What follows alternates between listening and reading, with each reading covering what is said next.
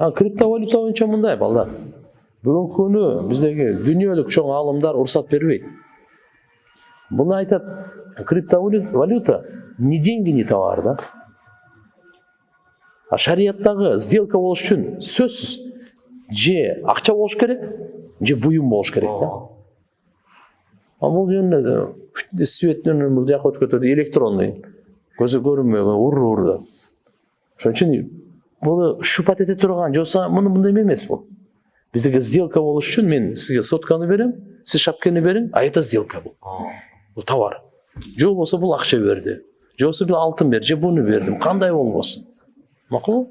А бул жердеги мына криптовалюта азыркы биткоиндер, трикоин, балакет-салакеттердин баардыгы акыркы мезгилде ушундай бир дагы түр тутат. Ошон үчүн дайыма аалымдардын фатвасын окуп жүрүңүздөр. Биз ушуга дайыма, алхамдулилля, биз башы жок эмеспиз, башыбыз бар. Кыргызстан мусулман дин башкармасы бар. Мейлі, ошол жерден атайын иншалла ушундай талаш маселелердин фатваларын жөнөтсө, аларда аалымдар кеңештеги бар.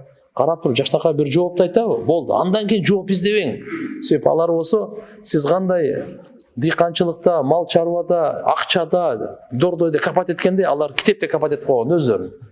Ошон үчүн алар эмне десе, ошо менен кеткенде, Кудай калса жакшылык бар. Анча-мынча чыккан сөздөргө аларга алаксый бербейли. Жалпы деп коет жумбу.